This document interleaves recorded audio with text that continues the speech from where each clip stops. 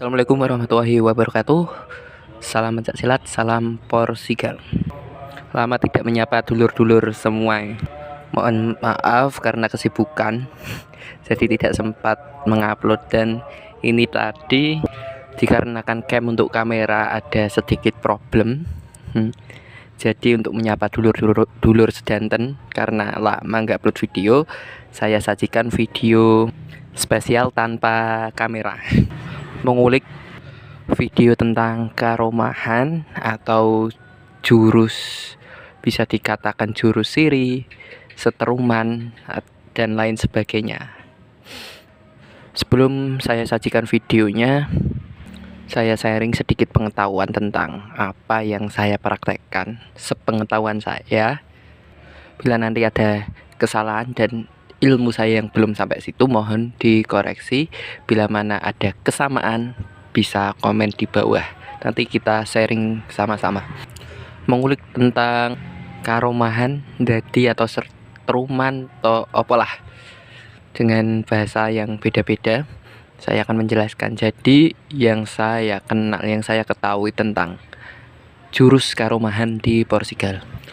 Kalau karomahan itu secara universal itu kan makna dari sebuah anugerah karomah yang diturunkan Allah terhadap hambanya yang taat, hambanya yang beriadah tentang amaliyah atau sebagainya. Dan karomah itu tercipta dengan ketidaksengajaannya, keajaiban lah yang turun dari Allah Subhanahu wa Ta'ala.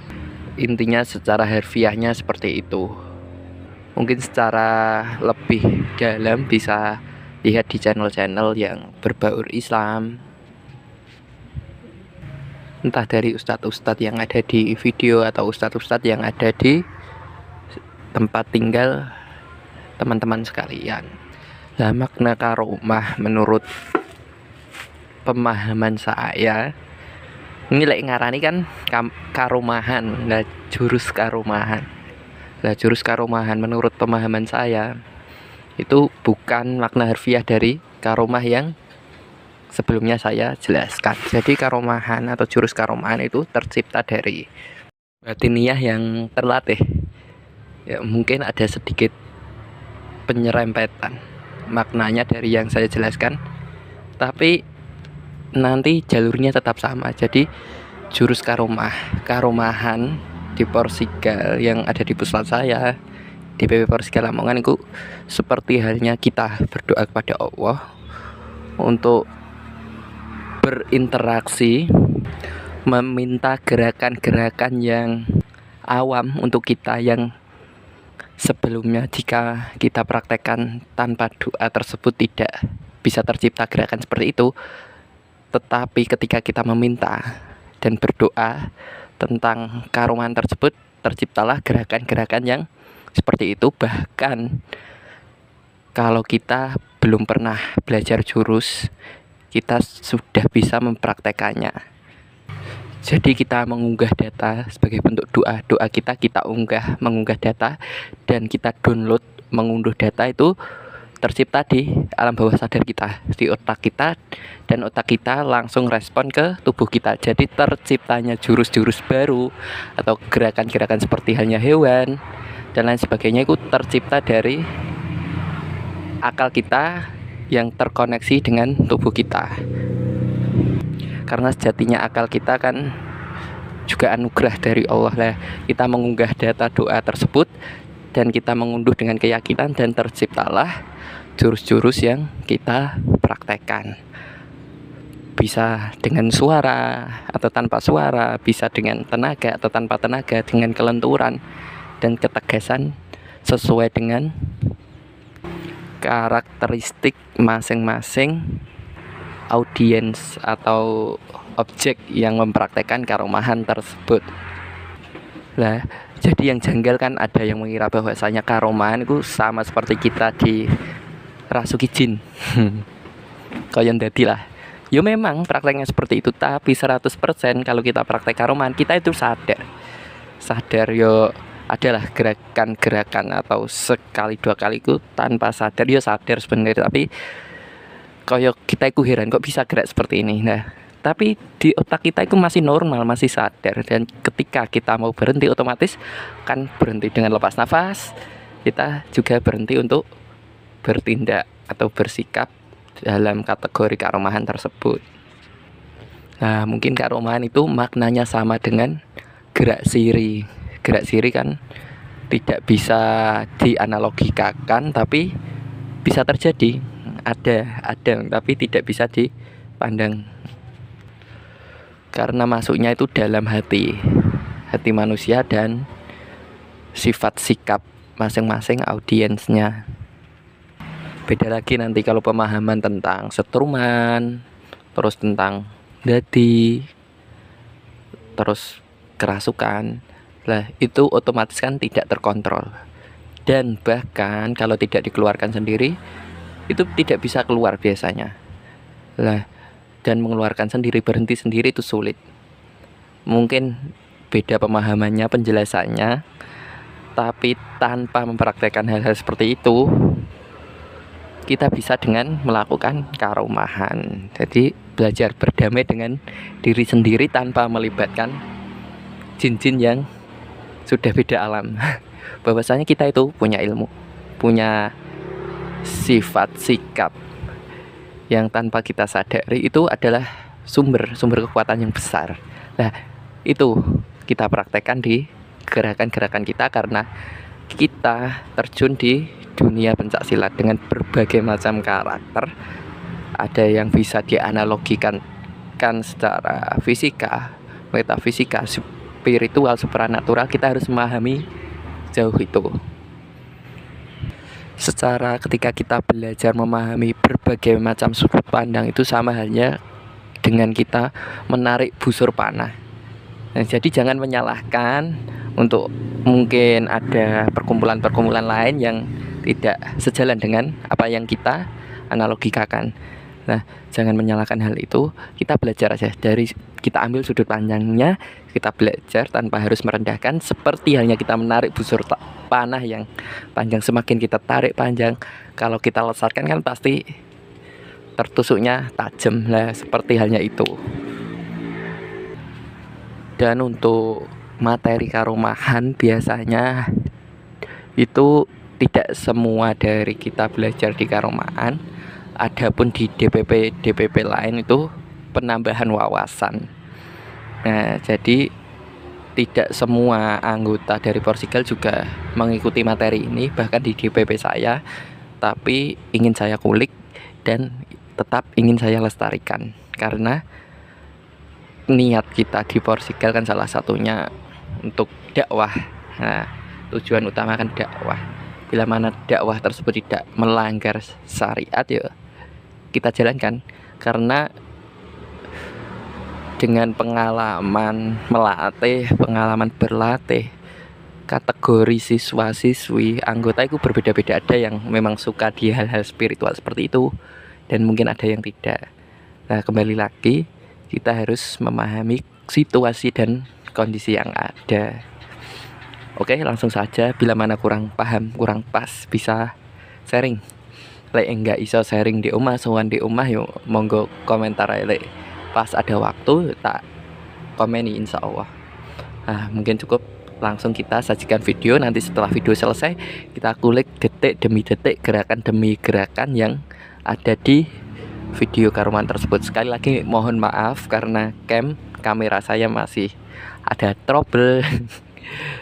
Maka dari itu saya sajikan tanpa melibatkan pictures, postur, dan mimik wajah saya. Nah, tetap saksikan, subscribe rek ben nang dimonet iki. Oke, langsung saja kita saksikan videonya.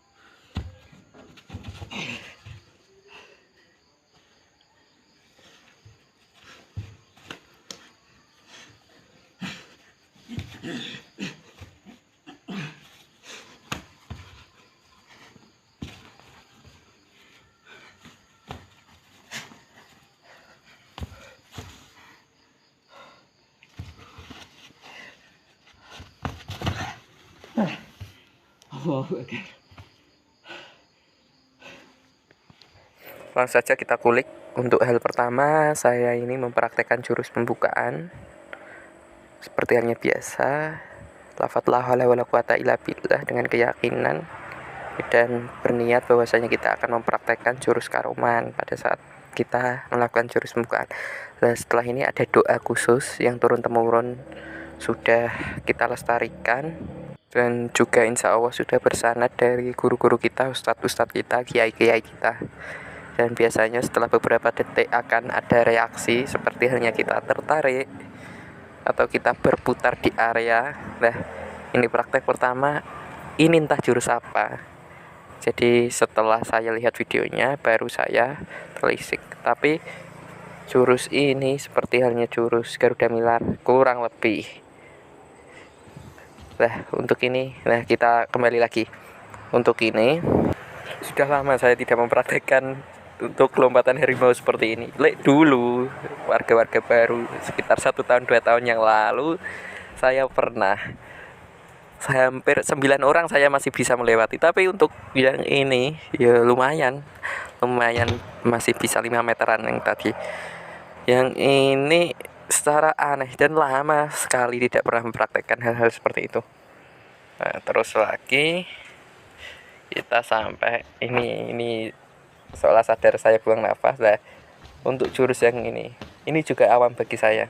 Yang tahu bisa komen. Perpaduan antara silat mana ini, Pajajaran. Nah, ini jurus harimau. Jadi di video yang awal yang tidak saya kasih kulikan itu ada suaranya di saat sesi yang ini. Nah, ini saya tarik lagi energinya. Ini seperti hanya jurus Tai Chi seperti yang awal tadi. Dan ini jurus Garuda Milar murni. Saya pernah belajar untuk jurus ini sampai di detik hampir split. Saya praktek split itu nggak bisa ya, karena sudah lama tidak latihan. Ini sampai split dan waktu posisi ini saya sadar, sedikit sadar, saya tarik lagi dan kembali tertarik. Nah, untuk yang terakhir hampir selesai. Ini ada sedikit jurus tenaga dalam. Dan saya pernah sekali 2 kali latihan dulu di Perisai Banten, salah satu ilmu tenaga dalam.